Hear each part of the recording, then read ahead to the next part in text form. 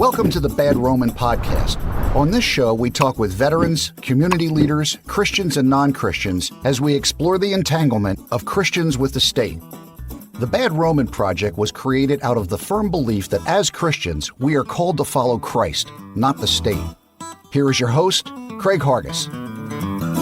Hey folks, today we are going to talk about the different reactions to the death of Charlie Kirk and why they seem so vastly different depending on who you were talking to. Is this a case of lines being blurred due to nationalism, or is there more going on? Is there a case to be made that some of the church has lost focus on no king but Jesus because of their entanglement with the state? Brian Drinkwine comes on the show to discuss this and much more. Let's go.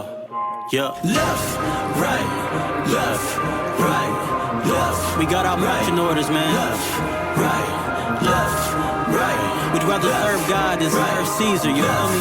Right. I'm just trying to live what he said. I'm just trying to live. Brian, I hope I got your last name right. I meant to ask you before we started recording, but it's a cool last name, but I didn't ask you how to pronounce it right off the bat. Yeah, it is. It's Drinkwine. And it's really funny because I have people a lot of times don't really know what to do with that. A lot of times people will just change the name because they're not comfortable with it. I've had people hang up on me before because they thought I was prank calling. And Is it so where does it come from? Do you know? Or well, so we did, genealogy thing or whatever, and the person who did it traced it back to, they called it a royal cup holder, but as the wine tasting person for I don't think it was like the king or anything. I think it was more like a local magistrate or something in France or somewhere. So they were the royal cup holder that would taste the wine to make sure it wasn't poisoned. Well, just so you know, if you ever called me and you told me your last name was Drinkwine or something similar, I'm going to have a conversation with you because I want to get to know you a little bit better. Right? Because that's a cool last name. Yeah, it's we like it. My whole family, we all been like, man, we just got blessed with the best last name. It is cool. I was going to ask if y'all drank wine because that would even make it even better. Because of course, I grew up in a denominational tradition where that was very much frowned upon. But no, I have to. You have to lean into it eventually and embrace this. You cannot run from your calling forever. Yeah. And I've mentioned it on the show before. I spent a lot of time in Southern Baptist churches, and I had an old Southern Baptist preacher that swore up and down that they were just drinking grape juice back then. And I'm like, I don't know, man. I've talked to some Lutherans and they're like, no, it was actual wine. Yeah. We just make that up so that we can tell people they can't drink. All right. So this is your first time on the show, and I will talk a little bit how we got connected, and then we'll get some background from you. Shout out to Mark West. I was at work one night and he sent me your post about Charlie Kirk, and I thanked him for letting give me a heads up. And I sent you a message almost immediately when I got done reading it, and I think I heard from you the next day or so. But like I told you in messaging, I'm still very ignorant to Charlie Kirk, but what I read from what you put down about Charlie Kirk seemed to be like the most thoughtful post I've seen, because there's been a lot of stuff on social media about this, but it looked like you really sat down and took some time to think about this before you even posted about it.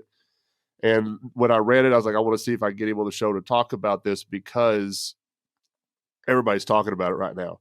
And there's a lot of different kind of views on it, depending on who you talk to, like I mentioned in the intro. So, but before we get into that, why don't you give us a little background of yourself? Tell us whatever you want us to know about you, and then we'll get into it and talk about Charlie Kirk a little bit. And thanks for having me on. It's a real honor. It is kind of a miracle that I saw the message that you sent me, because by the time even though it was still early in the process, by the time you messaged me, I have my DMs were just flooded, and I eventually just turned it all off. I turned off my notifications. It was too stressful. So I just happened to see yours, and I was like, he doesn't look too upset, so let me respond to him. But yeah, so about me, so I grew up in Nashville, Tennessee, in independent fundamentals Baptist tradition, and King James version only, when women wear dresses, that kind of thing, super traditional. We really liked our rules. And now we really like the some of the shows that are about our tradition and all of the corruption. So yeah. And then later into my early teen years, so my dad was a pastor, and he had seen how being in ministry was kind of affecting us as kids. And so I'm one of 5 kids. I'm the middle of 5, the third boy, and then there's another boy, and then my little sister. And really, I think for our family, and amongst other motives and everything, he took some time out from ministry so that we could kind of shape our own faith. And we started going to a Southern Baptist church. And, we used to say, man, we used to joke and say we got really liberal and went to a Southern Baptist church. And so we started going to this church called Judson Baptist Church. And it was I have just so many incredibly fond memories from that experience. And that's where I came to know Jesus, like a lot of people at a youth camp. And my youth pastor really invested in me and poured into me. I don't think he really realized at the time the impact that he was having, but it really set me on a trajectory to go into ministry, and because I wanted to have the same kind of impact and influence on people that he had on me. And so ended up eventually doing my biblical training and started my first ministry role. Well, I started in Young Life Ministry, which is a teen outreach to high schools and middle schools. But my first actual ministry job was at a very large evangelical kind of that seeker kind of thing, type church in Nashville, which by the time I got there, it literally blew up the first day I got there. And the pastor gets fired. It's all over the news, and it was this big, massive thing. But I got a chance to be a youth pastor and kind of got to sit under the mentorship of an experienced youth pastor and kind of learn the ropes. And it was really an incredible experience. We saw hundreds of teenagers come to know Jesus in that ministry. And it was just such an honor, and I've got a lot of really funny stories too that came out of that, because that's what happens when you do youth ministry. But, I think the thing that shaped me a lot in that was that we were very, we were the ministry that reached all the kids that never fit in any of the other churches. And that really meant a lot to us. And so it was a ragtag, bunch of teenagers with a lot of problems. And, it was kind of very outreach. Right. And so, so I left there. Eventually my wife and I, we met. She had come out to Nashville to do music. And so we met and we got married, and then we moved to Phoenix and we did more youth ministry there. And then we moved back to Nashville and we planted churches. And then we ended up eventually out in California, first in Santa Cruz until COVID hit. And Santa Cruz is a coastal town, part of the Bay Area, extremely liberal, 96% unchurched, area. Very few people are practicing Christians there. I loved living there because I felt like I was on the front lines in a lot of ways. I was a true missionary, but then when COVID happened, it messed everything up for everybody. And so my wife had gotten pregnant with our second child, Elia. And so we were like, man, we gotta get closer to family. We got to get more support, and that kind of thing. So we ended up down here in Corona, California, which is part of the Inland Empire, which is the 4.5 million people to the east of Orange County in LA. And so it's a large, basically just houses for days, And so, yeah, so we've been out here since 2021 and began church planting. So starting a new church. It started as a replant.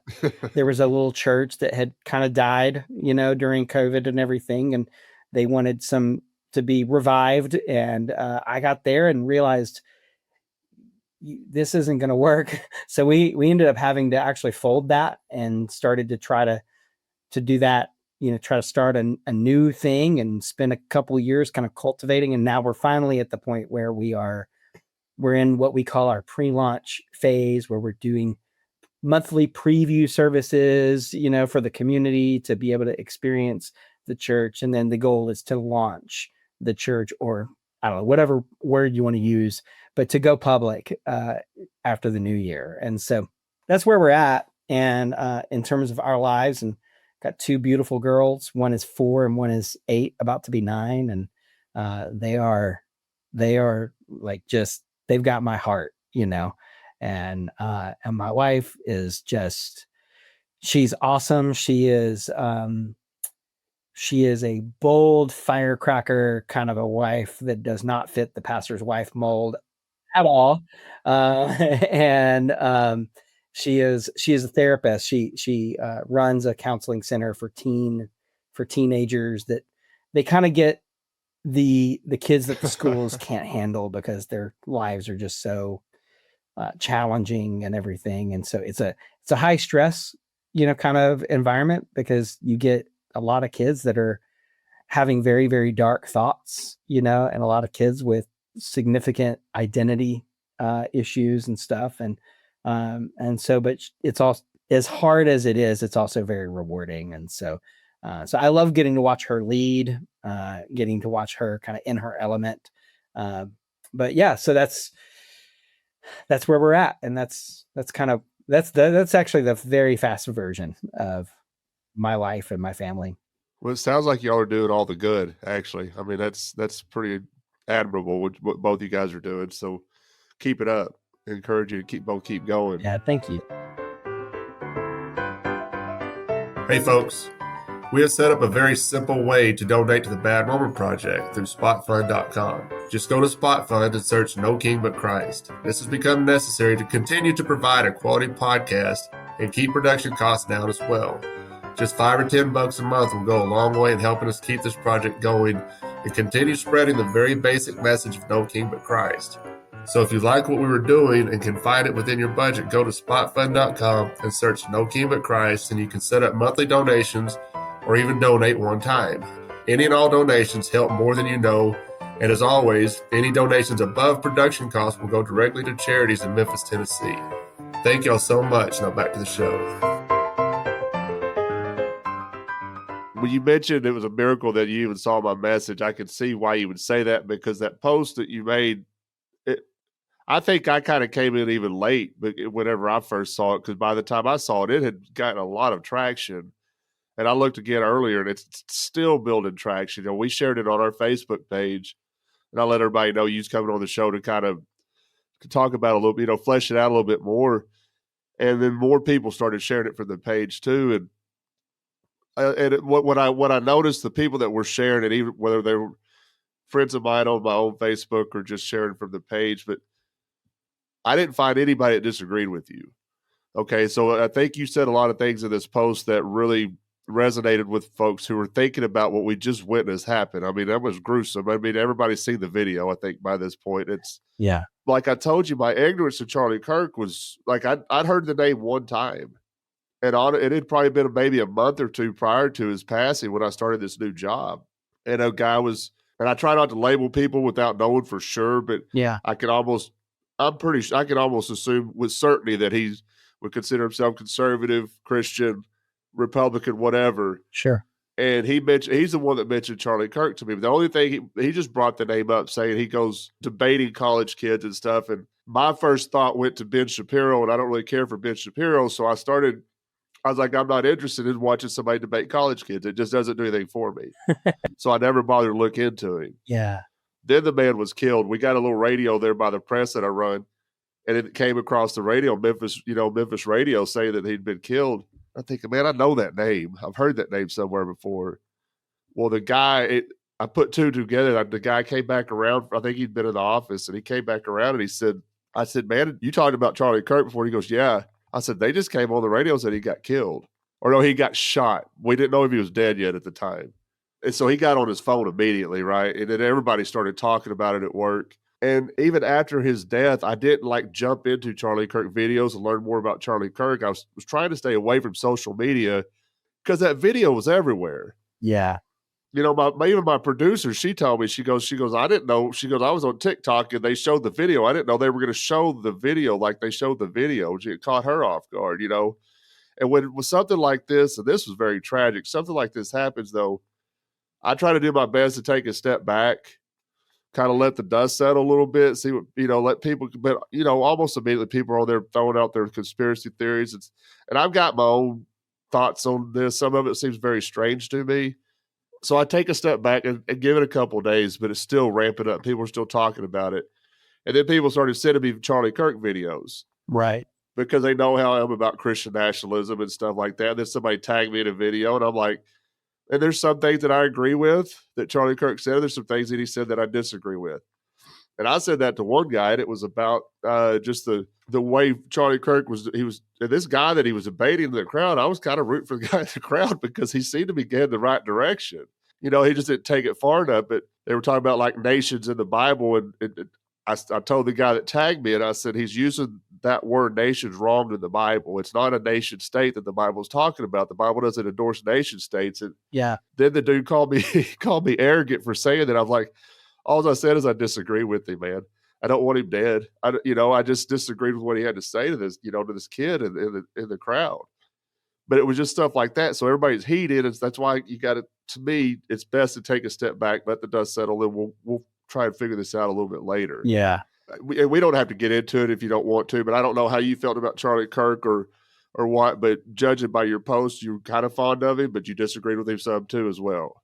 Well, when this happened, so as a church planter, we're a part of a network, you know, and we've got our affiliations and stuff. And one of the networks that we have a partnership with, every year they take all of the church planters in their network and they do some sort of a retreat, and they'll fly everybody, all the families and everything. It's really awesome. It's kind of like, this is the big thing that they do to support us. And they had flown us out to port out of Florida and do a cruise. And we did our retreat on a cruise ship, which was awesome.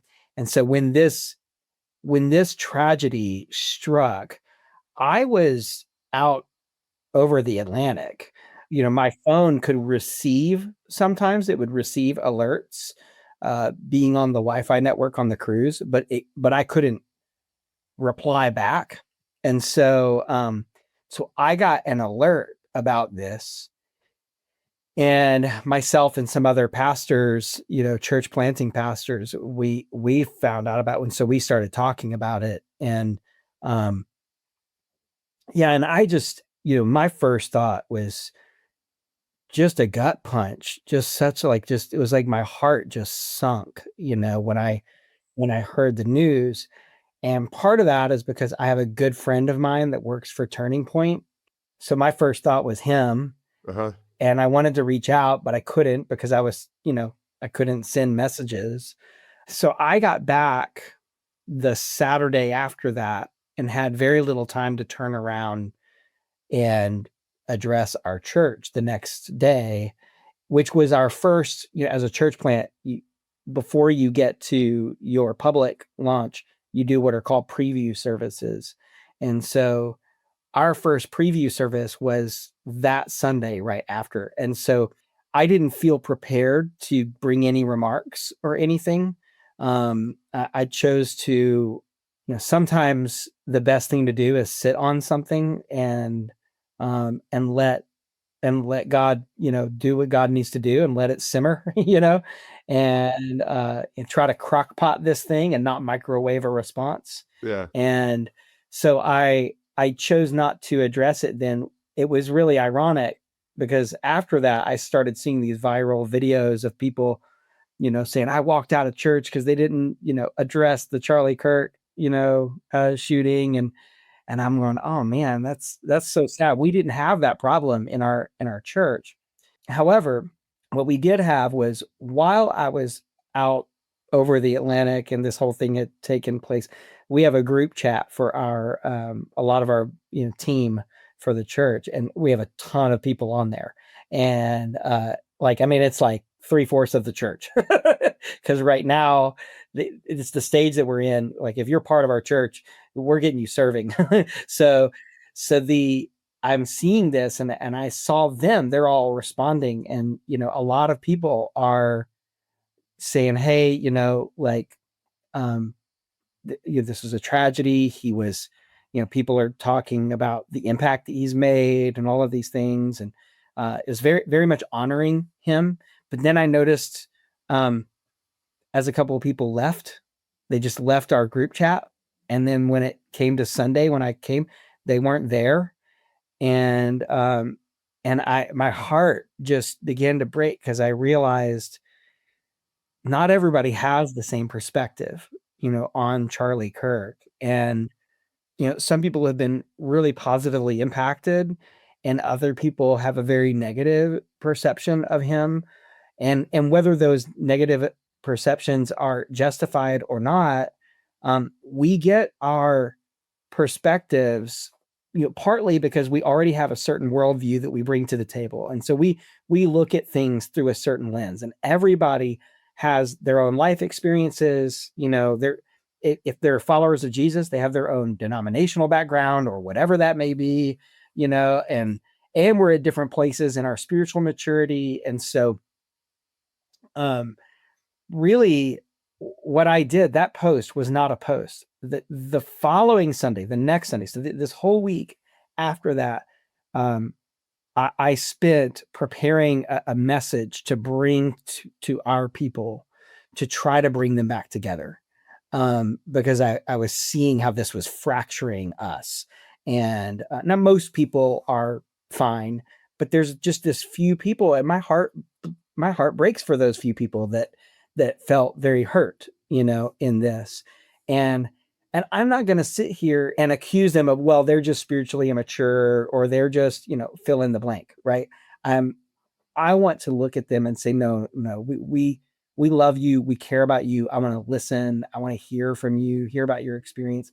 And so I came on Sunday and I gave a message, and it was, our service is at 9:00. So like the memorial service was about to start, when I preached this, and I said, this memorial service is about to begin, and I want to address these things because it's really important that our church, that we unite around Jesus. Jesus is the only thing that actually matters. Like, and if you had to give up your political party so that you could, do what Jesus told us to do, and that is love one another, would you be willing to give that up? Even if just for this moment, could we try and experiment as a church and see what it looks like to let all of our partisan politics just go to the wayside for a minute and just treat each other as brothers and sisters in Christ? Like, and so that's where it came from. So then what I did was I transcribed the message, because modern technology is awesome. And now with a click of a button, you've got a transcription of your sermon. And then I took it and I adapted it and changed it. And I had watched the memorial service, and I went, man, there was just some things that I thought, some of these things don't sit well with me. Some of these things are beautiful, like there were these incredibly redeeming moments, and where you just sensed, wow, Jesus is present in that memorial service. And then there was these moments that make you feel really conflicted, as people get onto that platform and they say things that are utterly antithetical to the gospel of the kingdom of God. Right. So that's where that came from. So I took that, adapted it, and made a post. Well, I put it out there. Every once in a while, I'll put something out there, and I go on these little streaks on my social media, because I don't really engage social media. Really, what I do is I post, I'll post daily for a few weeks, and then I'll just go in hiding, and then I'll do it again, and whenever it comes to the political conversation, that tends to be one of the things that I feel strongly that I can speak into, because in my own life, I grew up,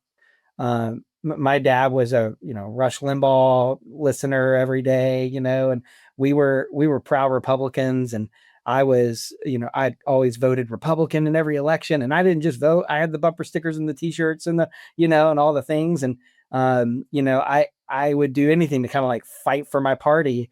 But God really broke me a number of years ago of that when I started to see how it was impacting my relationships, specifically as a pastor, talking to people who were far more liberal than me and realizing that this is becoming the barrier to the spiritual conversation. Like I can't even talk about Jesus because the fact that I am a Republican stops the conversation. Like you can't even Right. talk about it. And so that really started to change me. And so now I'm in a totally different place. I'm, you know, I vote, I do engage, you know, in the political process. I'm not opposed to engaging it, but I'm very careful and I try to be incredibly mindful to not allow the political conversation to disciple me. Yeah. And I try to challenge other people to do the same. And so, yeah, I put that out there the Monday after the memorial service.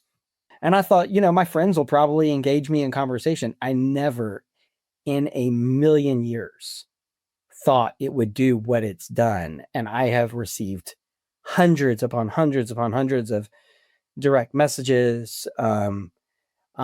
You know, like within a day, there was about 100,000 views on it. And then like a couple days later, it hit 1 million. And then like the next day, all of a sudden it was at like 3 million.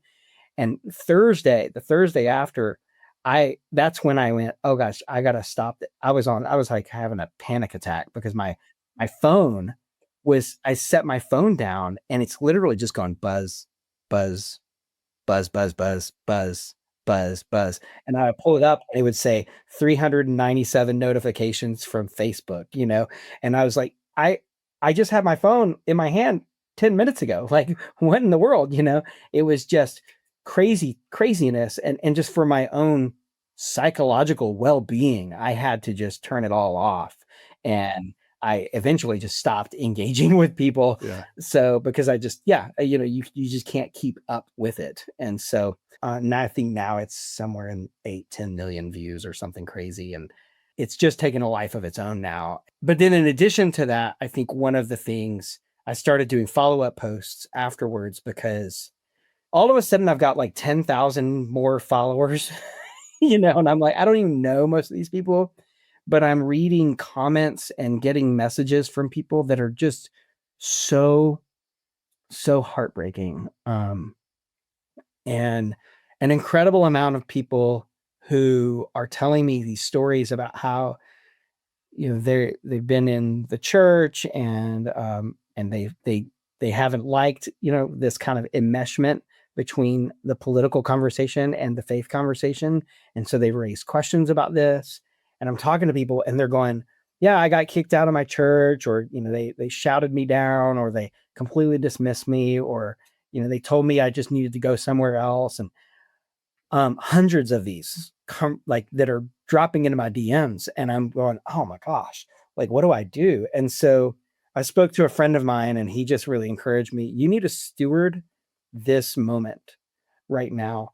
These are people who are hurting. And for most of these people, they don't have any association with any local church anymore because they're so hurt. And so my friend really encouraged me to, you know, like, you may be the only pastor for them in this moment.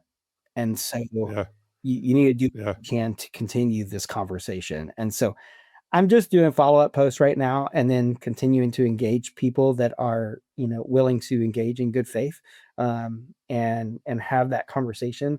Not everybody is. I've been called a fascist Nazi for not being hard enough on our president. I've been called a woke liberal Looney Tune, you know, and it's really amazing because the post that I did, even though the Charlie Kirk shooting was the moment that I was trying to speak into, it didn't have to be, you know, a person that was conservative.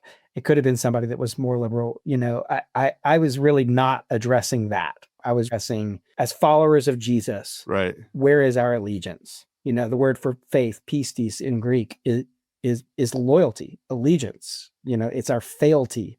You know, where is our allegiance? And it's hard for us to be the bride of Christ and say that we're faithful if we're dating other men. Yeah. And that's how it feels sometimes when we realize that, our political parties, they're not infallible. And I could say that much stronger than that, but they're not infallible. And so it's become a conviction of mine that for us to truly follow Jesus, if that's really what we mean, that Jesus is Lord. Lord was a political term. That was that was a political position. And so when you declared Jesus as Lord, you were saying that Caesar is not Lord. And if you were an early Christian, this is the thing that I think we're missing sometimes is, and that I missed for years and years and years, and I'm still missing at times in trying to learn and relearn and be rediscipled, is that early Christians who were persecuted were primarily persecuted for not giving their allegiance to the state.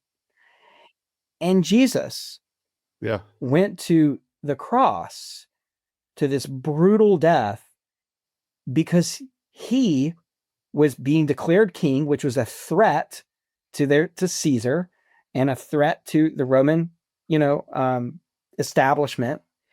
And, and then to consider that, like, even within the Hebrew, the Jewish kind of subculture within the Roman society, they had their own factions, which, if you think about what a political party is, it's pretty much what these were. They're little power pockets, of the Pharisees and the Sadducees and the Essenes and the Zealots, and each one had its own approach to how it would engage politically as the Jewish people and how they should engage with the Roman state. The Zealots wanted to overthrow, and the Pharisees wanted to, they were very passionate about the law. The Sadducees, they wanted to really kind of link arms, with the Roman government and try to do what they could to try to influence that way. And then you've got the Essenes who are like, peace out, I'm going out to the desert. And in each of these, Jesus never gave himself to any of these movements, to any of these, by all intents and purposes, Jewish political parties. Right. And so that's, I think, an important distinction for me, just thinking historically about these things. And one of the things that has changed how I view my role as a pastor and what I believe that our role as followers of Jesus is meant to be. And so, and then just to add, I guess, that when we say that we're not giving our allegiance to, let's say, the Republican Party or the Democratic Party or whichever, name it, right? Doesn't matter which one. What I'm not saying, at least, is that I don't have anything to say about politics. That's not what I'm saying. I'm not saying that I don't have anything to say about, this candidate or that policy. It's not that. What I'm saying is, I recognize that they are spending billions upon billions of dollars to disciple me, and only Jesus gets to disciple me. That's it, and nothing else. Right. He went to his throne, and his throne was a cross, and he did have a crown as a king, but his crown was a crown of thorns. This is who Jesus is. And if that's the model of what real power looks like, is a slain lamb on a cross, then if I want to say that I'm going to be Christ-like, if I want to say that I want to be like Jesus, then I need to adopt a life and an attitude and a worldview that reflects that. And so, anyway, I'm rambling, but that's kind of where the post came from and everything. It's been a wild ride. Yeah, I can imagine, and there's about 3 different points I want to touch on. You're talking about the people who are messaging you that are coming in, they don't have a church. I fit that mold. I don't go to church on a regular basis because I'm tired of the entanglement. I'm tired of the entanglement of Christian with the state. If I walk into a church and there's an American flag, I'm walking out, because I think that you're misplacing your allegiance to the empire when you're doing that. So I understand that people are not. I've noticed a lot. We've been doing this project for a little over 5 years now, about 5.5 years now. And the more I've talked to people, I've noticed a lot of people are stepping away from church because they're kind of seeing something's not right with their entanglement with the state. And I'm getting messages all the time from folks about, how what we talk about on the show has really kind of helped frame what it's helped them understand what they were already starting to feel. Right. Basically, and you were talking about the early Christians too. I don't vote any longer. I did a deep dive on the early church, the writings of the types of like Tertullian and stuff like that. You talk about it doesn't mean you're not going to engage or not be vocal. Tertullian was one of the most vocal early church fathers when it came to the empire. So I've really kind of framed the way I look at empire now based on how the early church reacted to empire. Right. Yeah. And it's not a popular opinion these days. It's not. Especially mainstream corporate type churches, it's not a popular opinion at all. Yeah. And I don't, I vote, I participate. I do think though that what I want to push to people is if you sense that your allegiance is divided in any way, you got to bow out. You got to do a politics fast, get out of it. And I really want people to feel the freedom to do that because there's a pressure right now that if you're a faithful follower of Jesus, then you're going to join this party and it's not just on the right. I think that's that's a misconception. For sure. That's more of a white evangelical thing. Depending on your background, your heritage, your socioeconomic status, your race, all these things, and then the environments that you've been in and your experience, the pressure could be in a totally different direction. And so my thing is Jesus came to set us free. And so if he came to set us free, then nobody should feel in bondage to the political conversation. And I'm on a mission to set people free from that. Well, I've noticed that just getting to know you just in this very brief amount of time, not even just today, but in messaging and going back over some of your posts to kind of get a better feel for you. You use a lot of the same language we do on this show. No king but Christ. Who is your allegiance to? When they said that Jesus is king, it meant Caesar is not. I mean, you say a lot of the same things that we talk about on the show anyway. Wow. But there was one more point that you mentioned early on, and we'll get back to the Kirk thing, but you mentioned the worldview of people have different worldviews, and I'm reading from your post. Don't gaslight these people because I think we've all kind of developed our own little echo chamber on social media. Oh yeah, so people coming back from different worldviews, or you even mentioned the news in this post. I mean, people are getting information from corporate media too that's not, they're slanted one way or the other. If people can't see that, they're not being honest with themselves. So I've talked to, like I mentioned, the coworker earlier who knew about Charlie Kirk, loved to listen to his debates and stuff. And then that night, the night of his death, we were getting ready to clock out and go home. And this girl there, I was sitting there talking to her about it, and she had a completely different view of Charlie Kirk. She said he was a horrible human being. Yeah. So, and you mentioned that in the post, you got people seeing two different Charlie Kirks, and now she wasn't, I'll say this too, she's not like, because I saw some nasty videos where people celebrating his death and all this other stuff. She's like, I'm not like that. She goes, I don't wish death on anybody. She goes, but he was not a good human being. So there's two different viewpoints coming when it comes to Charlie Kirk. Yeah, and I think one of the things that my hope in the post was to just really to challenge people to recognize that we're human beings. We're more complex than that. Yeah. Just is it very binary, very black and white. And we want to view people as totally, like you're just a really wonderful person or you are evil incarnate, and it's like, we are all made in the imago Dei, in the image of God. We are all, we have all experienced, the brokenness that has come from the curse. And so all of us are going to look back on our lives and we're going to see some really wonderful, beautiful moments, whether we're followers of Jesus or not. We're going to see some really beautiful moments and we're going to see some things that we wish we could take back. And that's kind of how I view Charlie Kirk. This is a guy that I don't doubt the genuineness of his faith at all. Like, I mean, there are some incredibly heartwarming moments that if you want to watch the videos, and where you're watching and you're going, he means it. He really means, what he's saying. And then there are moments when I think, everybody wants to talk about context. If you look at the context, for some of the things that people have pointed to, I totally understand. And then some of them I'm like, well, I mean, the context helps me understand how he got comfortable enough to say what he said. And then there's moments, but there are these moments where I'm like, but I don't know that the context helps me entirely with that one statement. So I do think that we are very much in echo chambers. And, my thing was when COVID was happening and everything was just so stressful, I was living in a city at the time that was, I would say they would align more socialist in their mindset. And it was I think it was the third county in the country to shut down.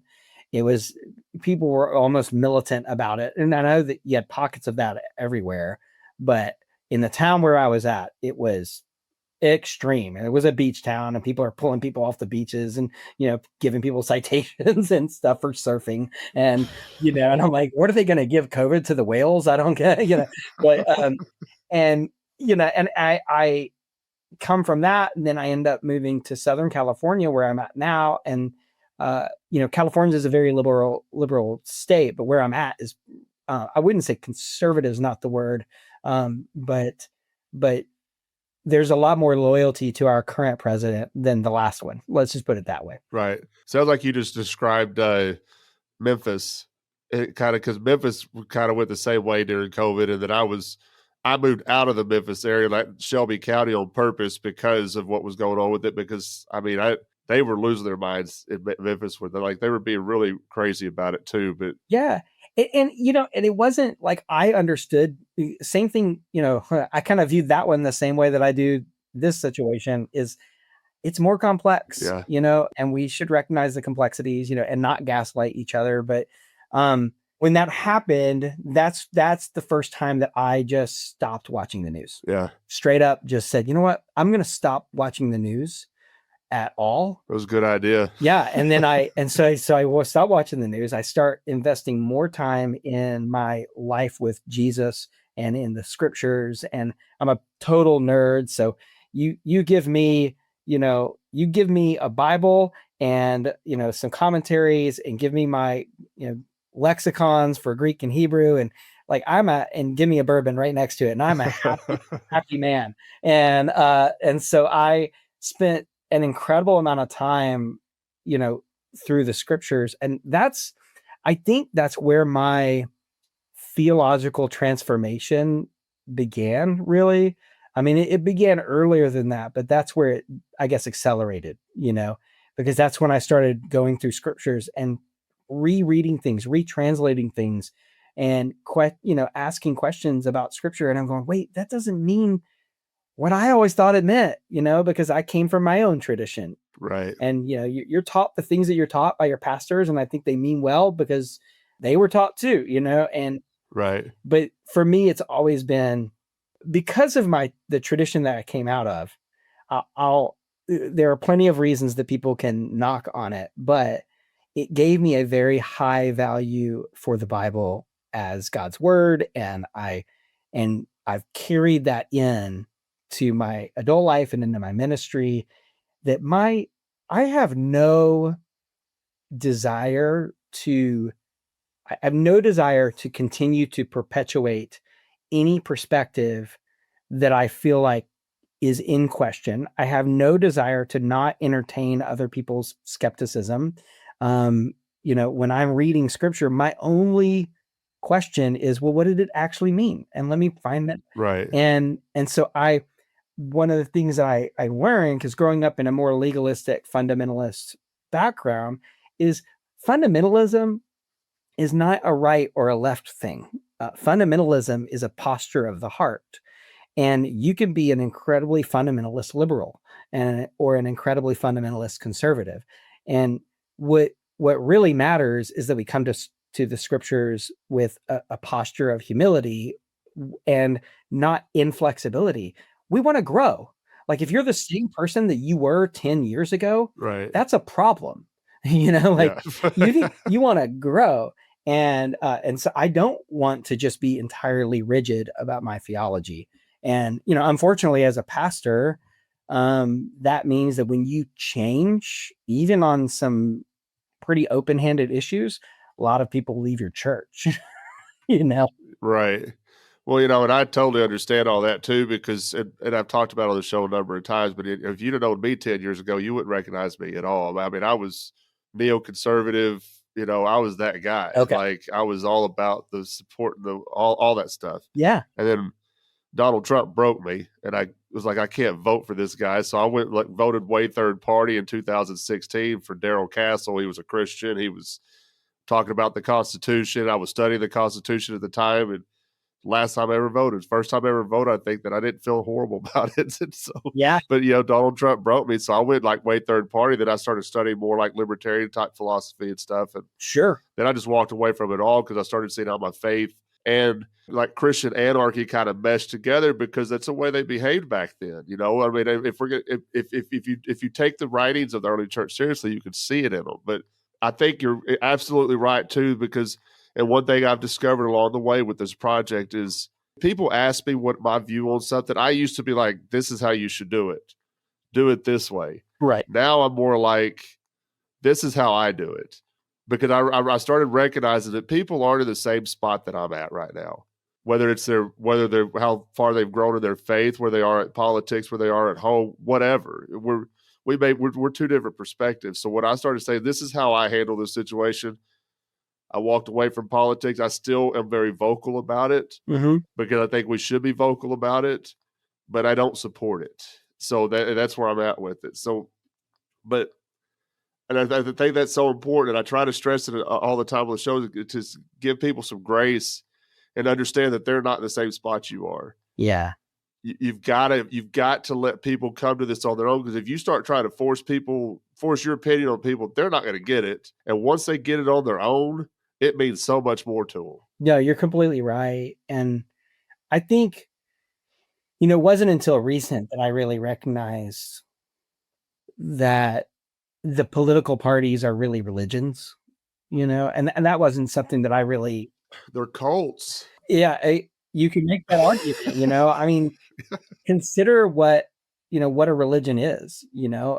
A religion is, it's an ideology, or maybe a set of beliefs and practices and, liturgies, if you want to call it that, right? Rituals, right, that binds a people together. And so people all kind of rally around this, set of practices and rituals and beliefs and everything. It's a worldview in a lot of ways.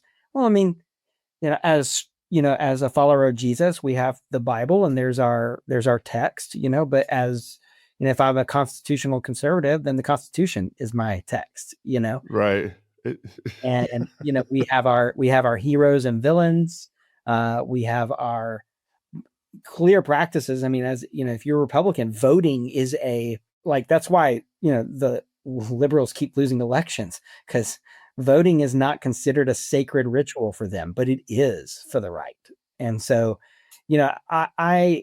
these are the things that I look at and I go, man, there's these two polar extremes, and they have their own full set of values and all these things. And so when you are a follower of Jesus, if you join in with that tribe, you begin to adopt the mindset of that party or that tribe, and you begin to defend the policies and all of these things, and even the candidates and the different leaders, sometimes even when those things are antithetical to your own, the way of Jesus. And, I think one of the misunderstandings that I keep getting from people is people keep calling, like that post, calling it centrist. People keep saying, oh, that's what a great centrist view, or you really found the middle ground and stuff like. And I'm like, that's not it at all. We're not trying to find a middle ground. Yeah. Okay. I'm not going, okay, there's the right and there's the left. Let's go moderate. Yeah. It's no, there's the right and there's the left. Let's go Jesus. Okay. We don't bow before the donkey or the elephant. We bow before the lamb. And that's what we're all about. And so this isn't let's try to muddy the waters and find our way in the middle somehow. We recognize that this is the narrow path. And so we're going to take the narrow path. and we don't do it very well all the time. I find myself, even with where I'm at in my theological journey and my refusal to give my allegiance to empire, I still find myself being sucked back in all the time. And so it's a daily pursuit to continually bring myself back to the feet of Jesus and ask, how can I give my allegiance to Jesus and Jesus alone? There's two really great books that your listeners might be interested in, and they might have already read these. One of them is David Kinnaman and Gabe Lyons. They wrote this book, Unchristian, like 15 years ago. You could say, well, it's out of date now because it's 50. I would just say it was ahead of its time is what it was. Yeah. They had done some studies. I think it was Barnett Research Group. And this study, what they did was they came up with essentially, what are the things that come to mind when an outsider to the Christian faith hears the word Christian, right? And like the top 6 things were all negative. Yeah. And one of those 6 things is that Christians are too political. Yeah. So as a follower of Jesus, I think we should take note of that and recognize that the reputation of the bride of Christ is being tarnished by our entanglement and our allegiance, our separate, we cannot, worship both God and mammon, and we're getting too involved in the mammon side. Right. Another book is a book by a guy named Matthew Bates. And he wrote a book. It's more of a scholarly, it's heady, like, don't read it unless you're a nerd. But it's called Salvation by Allegiance Alone. Okay. And it's kind of a deep dive into what actual faith is, and how it's allegiance. That's what it is. Yeah. Those are 2 really good books. They've been formative for me. And it's also interesting. Like, I've had back and forths with people about this very topic. And one of them, I won't go too far. I'll just say one of these people is a family member of one of the authors of one of the books that I just mentioned. And he's just getting on me, and I said, hey, I'm really just appealing to this book. This is the book that I read. And he's just, that just completely changed the conversation. And it's because he found himself doing what I do all the time, is we get sucked back into allegiance to the empire. Yeah. And we don't even realize it when it happens. Yeah. I had a message not too long ago from this girl that she's listened to the show in the past, and she's like, how do I engage empire government? I'm paraphrasing what she said, without voting. And I'm like, I've never told anybody not to be vocal. I think you should absolutely be vocal. I think you should be as loud as you can about the stuff they're doing. I'm just saying, don't support them anymore. Don't legitimize a system that is fallen and it cannot be brought back, because that was never the goal of Jesus anyway, Yeah. Hey folks, do you like salsa? I love salsa. I have come up with a fire recipe, and we have been shipping this homemade salsa all across the country. If you like salsa and want a cool way to support the project and spread the message of no king but Christ, then holler at us. You can reach us at badromansalsa@gmail.com or visit the official Bad Roman Salsa Facebook page and message us there. Thank y'all so much for your continued support. Now let's get back to the show.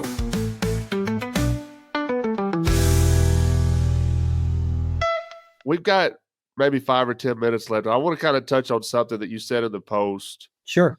That I really want to talk about was the difference in Charlie Kirk's wife. Was her name Erica? Is that right, Erica? The difference in when her forgiveness of the shooter compared to the rhetoric by Trump that followed up.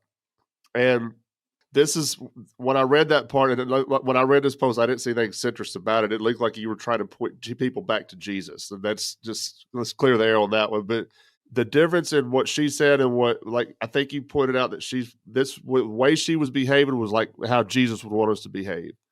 And the way Trump was behaving was the exact opposite of how Jesus wanted us to behave.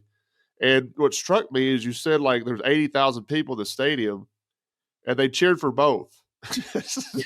Yeah. I don't understand that. And I kind of understand it because I've been doing this for a while now, but in your opinion, at what point does a Christian get to that where, like, they're celebrating the forgiveness of a killer, yeah, and then celebrating hating my enemies? at the same time. Like they're doing this almost simultaneously in this at this reunion. And I didn't watch it. Like I said, I've seen clips of it. It looked like a campaign rally some of the time to me. But like, I don't even think his folks were there. There's like pyrotechnics going up. Yeah, it was very strange. Yeah. I'll add this as I talk. I've been, my wife and I, we used to live 10 minutes from that stadium. And so we have a lot of relationships with people that were there and were present. And so there were a number of people that responded back like, hey, look, I was there. This isn't accurate. You're not painting the picture right. And I'll accept that. Maybe I am watching this, and out of my horror was my feeling as I'm watching that maybe that unsettled feeling that I had was painting how I'm viewing this. So I'll recognize this, that not everybody in the place is probably, applauding in the moment as Donald Trump is doing it. Because I also heard a lot of laughter, and, people kind of, we have this kind of, well, that's Donald, that's Trump, that's what he does, but I don't know that it really makes it much better, even if a person's not applauding, if we're just sort of like, we just kind of giggle about it, because it's still a very dehumanizing language. And he, and then later there was Stephen Miller, who is, he's the chief of staff for, the president, and I don't know if you saw that or heard about that, but his speech was, basically saying anybody who's opposing, well, I'll just say this is how I received it, is that anybody who's opposing this movement on the right, that they are nothing. He repeated it. You are nothing. You are nothing. You are nothing, and, not nearly as many people applauded, but some did. And I just thought, take away from the fact whether people are applauding or not. Let's just take that out of it entirely and ask, how in the world are we putting people on the same platform that have these completely opposite, like this is, totally antithetical and totally against the gospel of the kingdom of God, to have somebody, you are dehumanizing isn't even the word when you're calling everybody nothing. You're not just dehumanizing, you're denying them existence. And if we can talk about people like that, our fellow image bearers of the one true God, and we are talking about them like that, then we have, wow. And, we really missed something. And this is, he's the right-hand man, like a lot of people would argue that the deputy chief of staff is the second most powerful person in the world, because, you could say the Secretary of State, but this is the person that's in the ear of the president on a day-to-day basis and running the show behind the scenes. And so, that bothers me. If you wanted a picture of what empire looks like, the thing about what Trump said is one thing, but the thing that Stephen Miller said, it embodied empire on a whole different level. And, I'm concerned. The word that I think of is malaise. Malaise is this, we use that to describe when we just have this eerie feeling. There's just something off. Something's not right about that. And I feel like there is an increasing groundswell of people who are followers of Jesus who are in this malaise, saying something's wrong.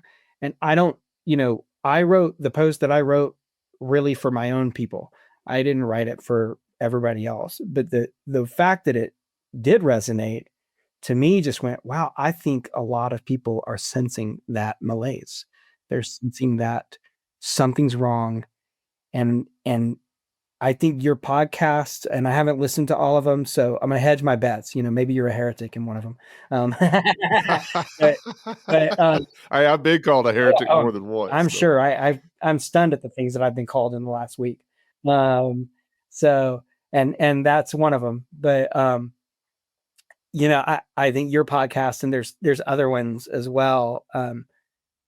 You're pointing out I think the solution, the solution to this sense that something is off and something is wrong is we've just got to get back to Jesus, and like there's sometimes I've said this, and I don't know who said this the first time, but pastors say this line all the time. This is one of our like go-to lines, as we like to say, if you had everything that you ever wanted, and like all the, a beautiful wife and kids and, or husband, if you're, and, if you had, all the money and you were healthy your whole life and you had a great legacy and all these things, right? But you didn't have Jesus, would it be worth it? But then you reverse it, right? If you didn't have anything, if you had none of those things, but you did have Jesus, would it be worth it? So I love that idea because it gets us to ask ourselves, is Jesus really the only thing that matters? And so now I'm beginning to pose this about politics, right? If you had your party and your party got to be in control and you got to push forward your agenda and your policies and you got to shape culture, and do all of these things, but you didn't have Jesus, would it be worth it?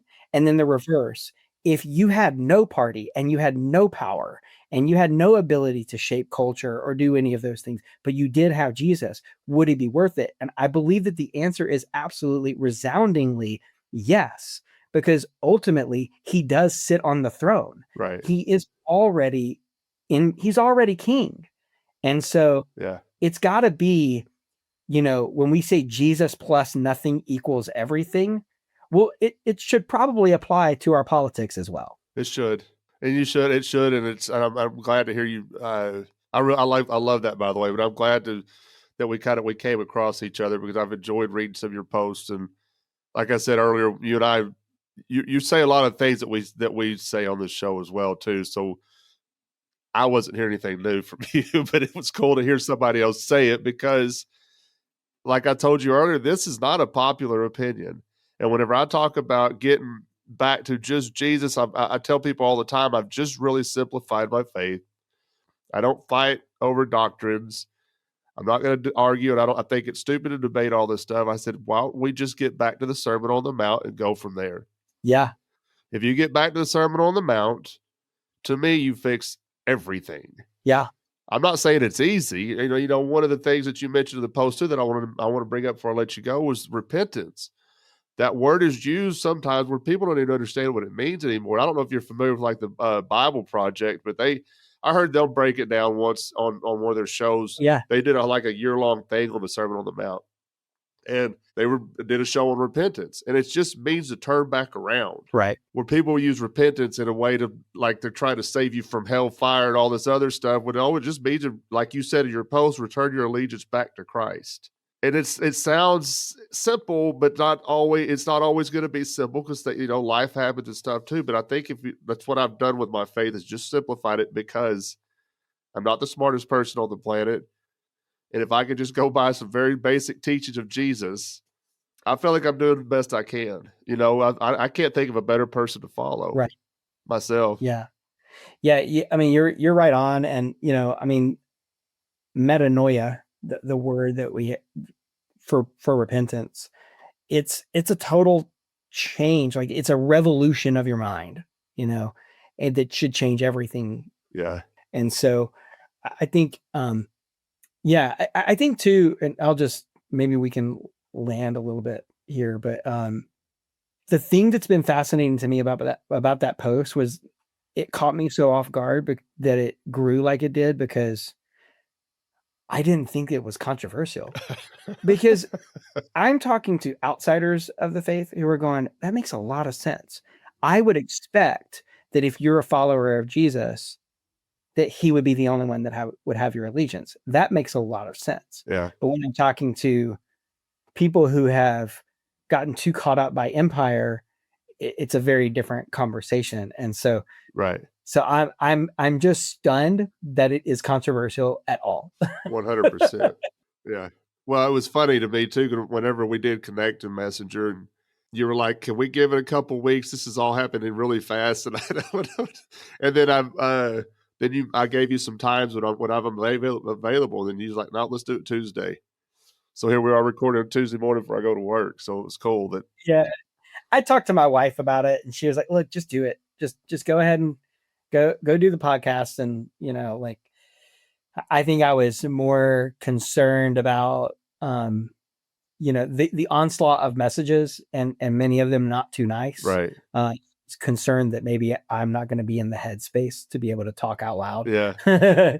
And so, but it's been really good and refreshing actually to talk about it. Cool. And I think too, is like, just to be able to digest this, this moment and as I'm doing all the follow-up posts and everything that I'm doing now, I wasn't really intending to do that until now. All of a sudden you've got all these people and you just feel this weight. Like as a pastor, I need to continue to speak into this moment because there are a lot of people that have been very discouraged and very disheartened and kicked out of their churches and different things that they need to be, I think they need to continue. Maybe I'm going to say this to your listeners. If you're listening to this, you're not crazy. You're not crazy. That's good. You felt that malaise. Yeah. You saw this and went, something's not right. And you chose to give your allegiance to Jesus alone. That should be celebrated and not condemned.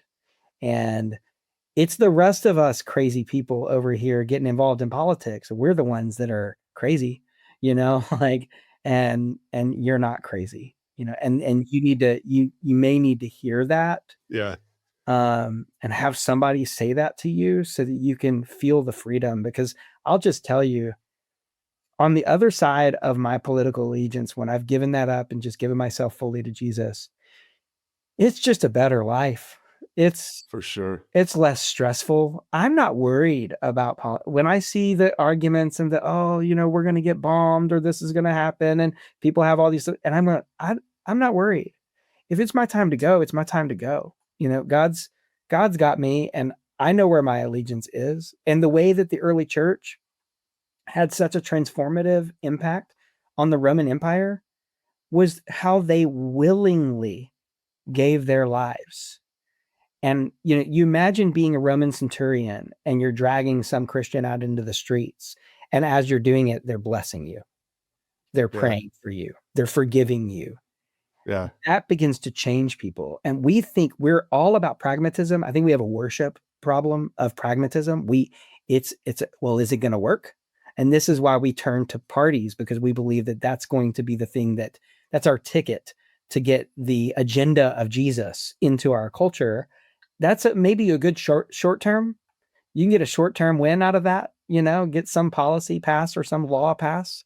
But in the long term, people are changed at a heart level, not at a policy level. I agree 100%. And you said something that I've noticed in myself, and it's not me patting myself on the back, but once you walk away from a lot of that stuff, watching the news, worried about what the politicians are fighting about, and worried about what the two tribes are fighting with each other about, because we talk about tribalism all the time, and once you walk away from it, you're right, your life is way better. Like, don't get me wrong, there's things going on that's scary. I mean, you never know when the next war's going to pop off or something, the way they act. They're all maniacs to me, but once you kind of take a step back and realize, I'm not worried about it. I've got Jesus. You have different conversations with people who don't necessarily agree with what you're saying 100% of the time. But I look at people different now, it's not me versus them or me versus, the right versus the left. It's, no, I've got Jesus. I've got the best king ever. Yeah. Let's just follow him, and you're right. The early church, I've got two cats. Well, I'm going to have two cats, but I've got one right now named Perpetua and one named that I'm going to pick up named Felicity. Okay. And they were both in the arena together, they both got, martyred by the Romans, so my dive into early church writings led me to naming a couple of cats after some of the early church mothers. You're in deep, bro. Yeah, I may have taken it too far. I don't know. Yeah, well, whether you have or not, it seems like your voice is needed in this moment. And sometimes you need somebody that's going to stand and take an unpopular position to get people to think, and I think, like, with Charlie Kirk, that was a person who took some very unpopular positions, and some that I agreed with and some that I didn't. And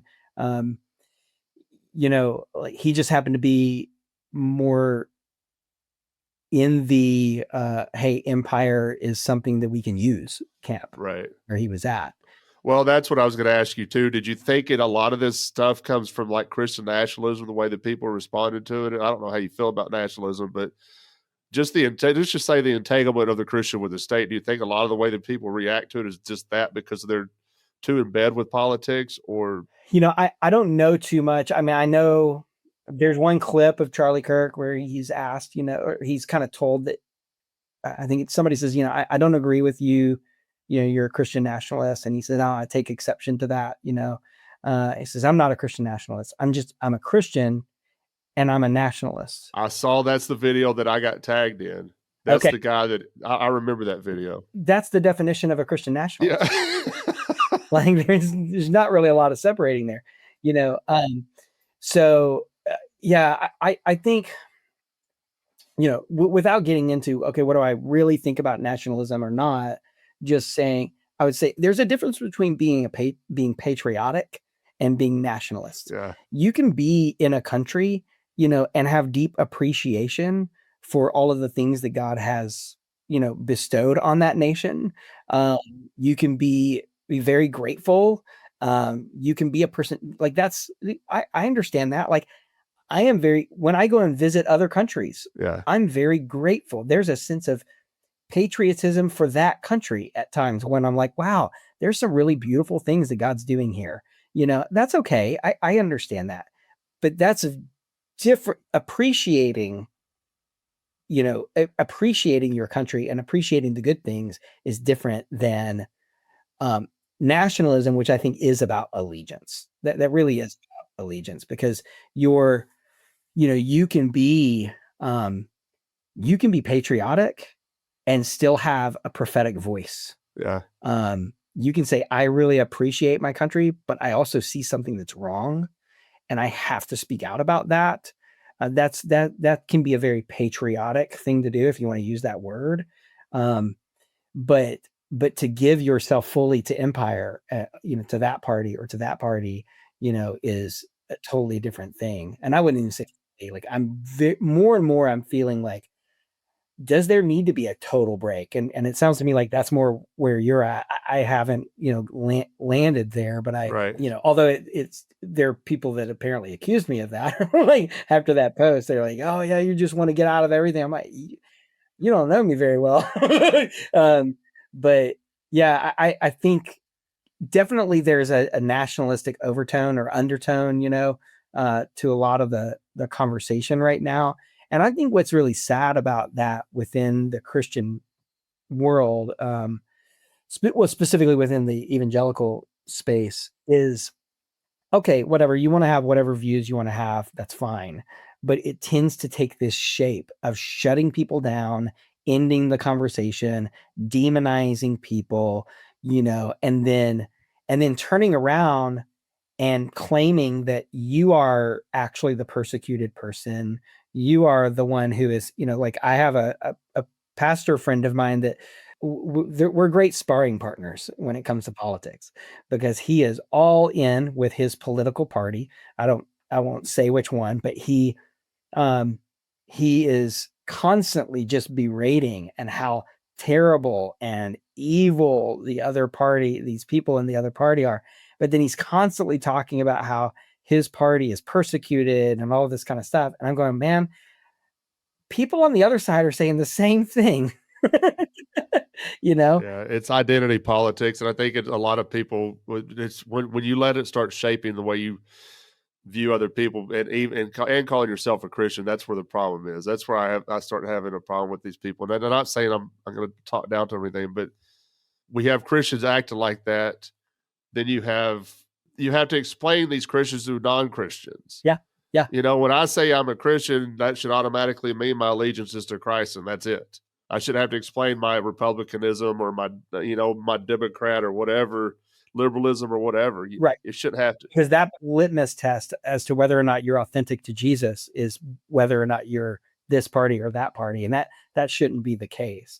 I'm working on 2 tools that I'm going to make available. One of them is a breakdown of each party, the right and the left, and then what the way of Jesus is. Right. And I'm breaking them down according to as rival religions. And so it's kind of going to what we were talking about earlier. It's like, okay, these are the different things that make a religion, right? They have a sacred text, they have certain rituals, they have certain values, all these things, right?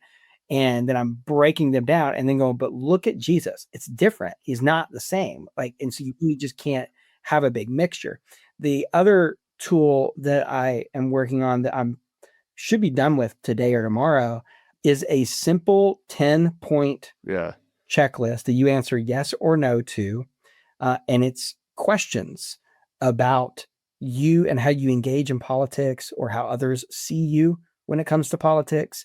And, if you say yes to this many, all right, you're getting in dangerous territory. If you get yes to this many, then you are full in, and it's idolatry, and you need to do some serious repentance, and I'm making it just 10 because I want it to be short. I want somebody to be able to do it in 2 minutes, but to be able to really ask yourself that question, have I been given over to an idol in my life? And do I need, what's my next step, after that? But one of the questions, and what made me think of that as you were talking, is when people think of you, which obviously you can't get into another person's brain, but you can probably project at least. When people think of you, do they know where your identity as a follower of Jesus, where your identity in your political party ends and your identity as a follower of Jesus begins? If they can't see that, like if they know you as much or more by your political positions, then you've got a problem. Well, those sound really cool. I think we might get you back on the show to talk about some of the. I love the idea of the breaking down the 3, like the 2 parties and Jesus, and comparing the different religions, because you're right, they are religions. But I think that would be an interesting conversation to have if you're interested in coming back on sometime. I'd love to, for sure. It's been a whole honor. Thank you so much. Well, I appreciate the kind words, man. First time getting to talk to you, we barely knew each other, but I feel like we got to know each other a little bit today. And so hopefully you were comfortable coming on. I didn't sound too mean in messaging, so you're okay. And it was a miracle that you found that you saw the message too. So that's pretty cool. Yeah. Do you got anything you want to plug before I let you go, or? No, not really. No, thank you so much. I mean, I'd love, if your listeners, want to find me, I'm not hard to find. I think there's 2 or 3 Brian Drinkwines in the United States. So, so if you look me up on Facebook, find me. I'm going to continue to be doing reflections. I do have a book under contract that is around this topic that, but it's not something I can really plug yet, because I don't have it, ready to do like pre-sale or anything. But, keep up with me. I'd love to have the conversation. And if you're listening to this and you'd like to dialogue, I'm easy. I'm really easy to access. And so, except right now, because I can't keep track of the DMs, but yeah, reach out. Like I love the conversation, and I love to explore with people. I think now that because of the response, one of the things that I'm going to be doing is probably in the next week or so, I'm going to put it out there and say, hey, I want to start, like some Zoom calls, pull an online community together of people to talk through this and wrestle with these issues. That's a really good idea. We've got a private discussion group on Facebook, and when I've got time and I haven't done it in a while, we'll do pick a Sunday once a month, do a Zoom call, and be sometimes as many as 10 people on there. We're just having like you said earlier, we're not all crazy. So we'd like to get together and talk and remind each other that we're not crazy. We're trying to flesh some stuff out. Totally. You're not crazy. Listen to that. Well, Brian, man, I really appreciate this. We went a lot longer than I thought we were going to, but that's okay. I like the conversation. Yeah. And it's been something that's been on my mind about getting somebody on the show. And again, thanks to Mark for sending me your post and giving me a heads up. And well, he told me, he said, I think this guy just nailed it. I'm paraphrasing what he said. He goes, everything that's going on. I said, he goes, this is the best post I've seen on this whole topic right now. Yeah. Well, it's, I feel very humbled. And, to have seen people respond the way that they do, and so again, it shouldn't be controversial. And if you're listening to this and you don't like Brian, leave him alone. Quit messaging. Right. Yeah. No more mean messages. Yeah. Right. Nice people only, please. All right, buddy. I'm going to let you get out of here. Thanks for joining us this week on the Bad Roman Podcast. Be sure to subscribe to the show wherever you find your podcasts to never miss an episode. And while you're at it, if you like what you heard, we'd appreciate a rating on iTunes. Or if you'd simply tell a friend about the show, it really helps people find us. 100% of donations are given to local charities in Memphis, Tennessee. To learn more about the Bad Roman Project and to find show notes, please visit thebadroman.com.